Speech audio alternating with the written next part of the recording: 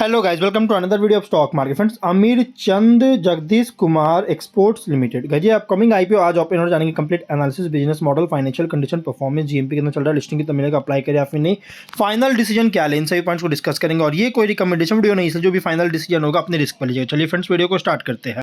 तो guys IPO 24 को open हो रहा है आज के दिन। 27 मार्च को क्लोज किया जा रहा है। 3 डे आईपीओ, 2 अप्रैल का लिस्टिंग डे, 10 रुपीज़ का फेस वैल्यू, 201 टू 212 रुपीज़ पर शेयर की प्राइस बैंड और 70 शेयर्स की lot size, fresh capital, book built IPO है। 440 करोड़ का इशू साइज, जो कि 2.1 करोड़ शेयर्स का इशू किया गया है, फ्रेश कैपिटल आईपीओ। और बीएसई एनएसई दोनों एक्सचेंज में लिस्टिंग किया जा रहा है। अलॉटमेंट डेट 30 मार्च का, 1 अप्रैल का रिफंड रिलीज किया जाएगा, शेयर्स डीमैट अकाउंट में क्रेडिट होगा। ऑफर दिया गया है क्यूआईबी 1550 पर स्मॉल और एचएनआई 15 और रिटेल में 35% का ऑफर दी गई है। रिटेल मिनिमम 1 लॉट अप्लाई कर सकते हैं, 70 शेयर्स मिलेंगे, 14.8 थाउजेंड पे करना पड़ेगा। मैक्सिमम 13 लॉट अप्लाई कर सकते हैं, 1.9 लाख रुपीज़ पे करना पड़ेगा। Big HNI minimum 14 lot apply कर सकते हैं, 2.1 लाख रुपीज़ पे करना पड़ेगा। मैक्सिमम 67 लॉट अप्लाई कर सकते हैं, 9.9 लाख रुपीज़ पे करना पड़ेगा। Big HNI minimum 68 lot apply कर सकते हैं, 10.1 लाख रुपीज़ पे करना पड़ेगा। मैक्सिमम कोई लिमिट नहीं है। लेकिन अगर हम बात करेंगे इस कंपनी के जीएमपी को लेकर, तो 6 रुपीज़ का जीएमपी ट्रेड कर रहा है। 2.8% का लिस्टिंग एक्सपेक्ट कर सकते हैं, जो कि ठीक ठाक ओके लिस्टिंग मिल रहा है, कोई बहुत स्ट्रॉन्ग नहीं, बल्कि हाँ ठीक ठाक लिस्टिंग मिलने जा रही है।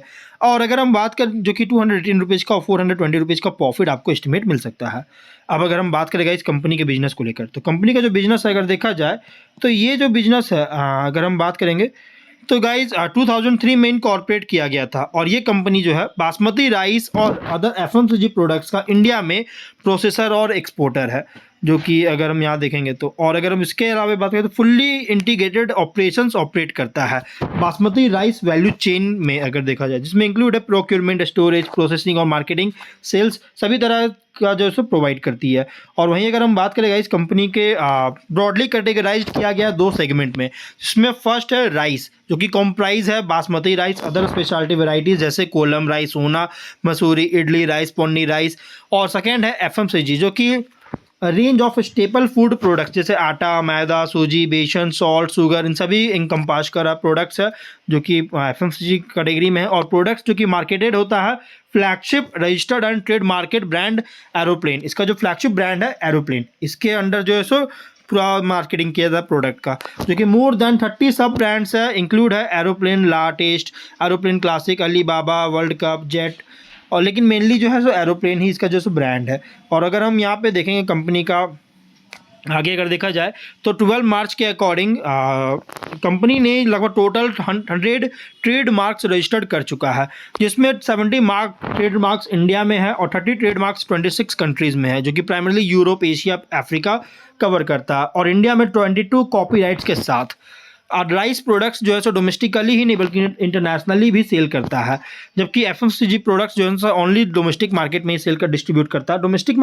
एफएमसीजी प्रोडक्ट एक्सपोर्ट नहीं करता है, बल्कि डोमेस्टिक मार्केट में ही मेनली सेल करती है।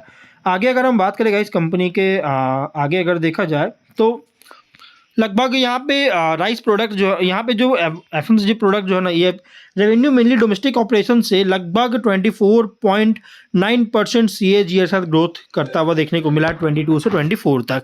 और A28 फैब के अकॉर्डिंग प्रोडक्ट्स को मोर देन 38 कंट्रीज़ में एक्सपोर्ट कर चुका है, लगभग 4 कॉन्टिनेंट्स में एक्सपोर्ट हुआ है। और 2 मैन्युफैक्चरिंग एंड प्रोसेसिंग फैसिलिटीज़ है जो कि ऑपरेट कर रहा है इंडिया में।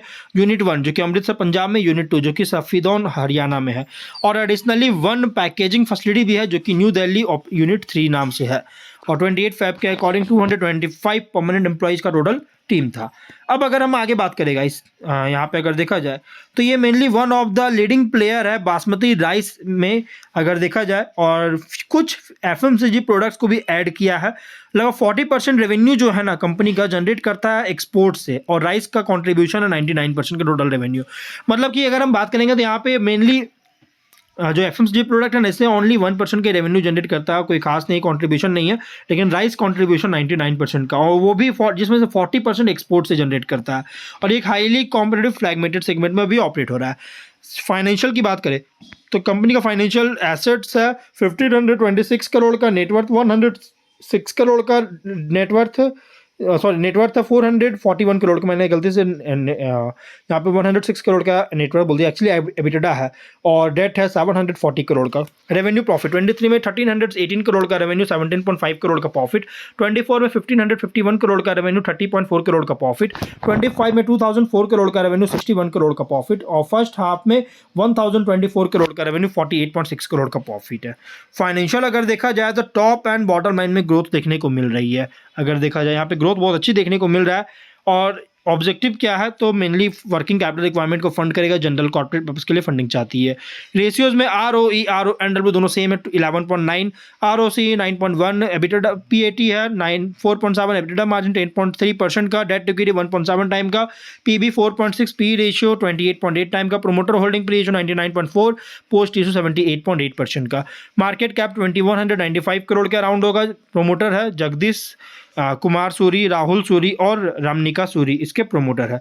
वहीं अगर हम बात करें गाइस कंपनी के यहाँ पे अगर देखा जाए, अगर हम बिजनेस की और थोड़ा सा जानकारी बात करें, अगर हम देखेंगे, देखिए उससे तो कंपनी जो प्राइस बैंड रखा गया है ना इसके रिसेंट फाइनेंशियल डेटा के अकॉर्डिंग, तो गाइस एग्रेसिव मतलब कि ओवरली प्राइस बहुत ही मतलब कि ओवरली प्राइस रखी गई है। अगर हम बात करें तो एग्रेसिव प्राइस रखा गया, ओवरली प्राइस है। अगर हम कॉम्पिटिटर की बात करें उससे पहले गाइस हम लोग इसके प्रोडक्ट्स की बात करें। देखिए यहाँ पे प्रोडक्ट्स आप देख सकते हैं कौन कौन से प्रोडक्ट्स, किस तरह का प्रोडक्ट्स कंपनी जो सो सप्लाई करता है। अब उसके अलावा यहाँ पे देखिए जो मैंने आपको बताया, और इंडिया से मेनली रेवेन्यू कंपनी का 67.6% का जनरेट किया है फर्स्ट हाफ में, जो कि इस पर इंडिया में बहुत ज़्यादा जनरेट करता है। और मेनली मिडिल ईस्ट में ही रेवेन्यू जनरेट कर रहा है। मिडिल ईस्ट का भी स्टेटस कंडीशन देखा जाए बहुत ख़राब है, जिससे इस कंपनी को थोड़ा सा इम्पैक्ट कर सकता है। और अगर हम यहाँ पे कंपनी इंडिया में बासमती वर्ल्ड एक्सपोर्ट जो होगा इंडिया से 8.1% CAGR जैसा ग्रोथ करने एस्टिमेट बताया जा रहा है 30 फाइनेंशियल ईयर तक। और वहीं अगर हम बात करेगा इस कंपनी के नॉन बासमती वर्ल्ड एक्सपोर्ट की बात करें तो 4.9% CAGR जैसा ग्रोथ करने का एस्टिमेट बताया जा रहा है। इंडिया से मेनली बासमती जो राइस जो है ना, ये ईरान में बहुत ज़्यादा जो है एक्सपोर्ट किया जाता है, जो कि इस बार का बहुत ज़्यादा इम्पैक्ट पड़ सकता है। इस कंपनी के लिए भी इम्पैक्ट कर सकता है और इंडिया में बहुत ज़्यादा इम्पैक्ट पड़ सकता है बासमती राइस के लिए। और कॉम्पिटिटर है guys LT foods, KRBL, Chaman Lal Setia exports, GRM overseas, ये सभी इसके कॉम्पिटिटर है जो कि सेम बिजनेस प्रोवाइड करता है। और अगर हम बात करें गाइस कंपनी के स्वॉट एनालिसिस करेंगे तो स्ट्रेंथ अगर देखा जाए तो बासमती राइस प्रोसेसिंग और FMCG फूड प्रोडक्ट सेक्टर में ऑपरेट कर रहा है। इंटीग्रेटेड बिजनेस मॉडल है जो कि प्रोक्योरमेंट, मेलिंग, प्रोसेसिंग, पैकेजिंग और डिस्ट्रीब्यूशन सभी कुछ कवर कर रही है। और अगर हम बात करें गाइस कंपनी का स्ट्रॉन्ग ब्रांड प्रेजेंस है, फ्लैगशिप प्राइस ब्रांड, मल्टीपल सब ब्रांड्स के साथ अलग अलग प्राइस सेगमेंट्स में जो कि कैटर कर रही है। और डाइवर्सिफाइड प्रोडक्ट पोर्टफोलियो जिसमें include rice and FMCG staple जैसे आटा, मैदा, सूजी, बेसन और शुगर। और अगर हम यहाँ पे इस्टेब्लिश्ड कंपनी किया है एक्सपोर्ट प्रेजेंस का, जो कि मल्टीपल कंट्रीज़ में, जिससे रेवेन्यू डाइवर्सिफिकेशन को सपोर्ट कर रहा है। और अगर हम यहाँ वाइड डिस्ट्रीब्यूशन नेटवर्क भी है जिसमें distributors, retail chains, institutional buyers भी है। वीकनेस की अगर बात करेंगे तो बिजनेस हेवली डिपेंड करता है बासमती राइस सेगमेंट पर, जिससे प्रोडक्ट कॉन्सेंट्रेशन रिस्क क्रिएट कर रही है। प्रॉफिटेबिलिटी में सेंसिटिव है रॉ मटेरियल प्राइस फ्लक्चुएशन जैसे पैडी प्रोक्योरमेंट कॉस्ट पर। और वर्किंग कैपिटल इंटेंसिव बहुत ज़्यादा है जिसके कारण इन्वेंट्री होल्डिंग और एक्सपोर्ट साइकिल्स को इम्पैक्ट कर सकता है। डेट लेवल और फंडिंग रिक्वायरमेंट्स बहुत ज़्यादा, डेट लेवल बहुत ज़्यादा है, फंडिंग रिक्वायरमेंट्स बहुत ज़्यादा होगा जिससे फाइनेंशियल फ्लेक्सिबिलिटी को इम्पैक्ट कर सकता है। कॉमोडिटी फूड प्रोडक्ट्स में मार्जिन्स रिलेटिवली बहुत ही कम होता है, तो इससे भी कंपनी को थोड़ा सा इम्पैक्ट कर सकता है। वहीं अपॉर्चुनिटीज़ की बात करेंगे तो ग्लोबल डिमांड जो है बासमती राइस का और इंडियन फूड प्रोडक्ट्स का बहुत तेज़ी से ग्रो कर रहा है। FMCG सेगमेंट में का भी एक्सपैंड कर रहा है जिससे मार्जिन और ब्रांड वैल्यू को इम्प्रूव कर सके। इंटरनेशनल मार्केट्स में भी एक्सपोर्ट इंक्रीज हो रही है जिससे रेवेन्यू ग्रोथ को बूस्ट कर सकता है। ब्रांड बिल्डिंग, प्रीमियम प्रोडक्ट जो कि पोजीशन किया है खुद को, जिससे प्रॉफिटेबिलिटी इन्हांस कर सकती है। और पैकेज्ड फूड कंजम्पशन का इंडिया में बहुत तेज़ी से राइज हो रहा है, ग्रोथ हो रहा है, जिससे लॉन्ग टर्म ग्रोथ को सपोर्ट करता है। और अगर हम यहाँ पे थ्रेट की बात करेंगे गाइस, तो कंपनी का जो थ्रेट है, intense competition established rice exporter FMCG food company से एग्रीकल्चरल आउटपुट में वोलेटिलिटी के कारण जो है सो वेदर कंडीशंस के कारण जो है सो एग्रीकल्चरल आउटपुट में वोलेटिलिटी हो सकता है जिससे सप्लाई को अफेक्ट कर रही है। अगर export policies, duties, global trade regulations में कोई चेंज होता है तो इम्पैक्ट कर सकता है। करेंसी फ्लक्चुएशन के कारण एक्सपोर्ट अर्निंग्स को इम्पैक्ट कर सकता है।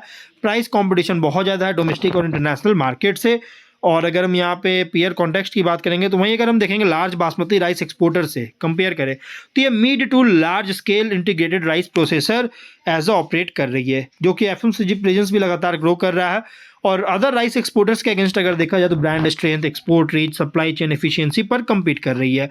इन्वेस्टर के लिए IPO रिप्रेजेंट कर रहा है कस्टमर फूड एंड एग्री से एक्सपोर्ट सेक्टर प्ले, जहाँ ग्रोथ पूरी तरह से डिपेंड करता है export demand, brand expansion, raw material cost management पर।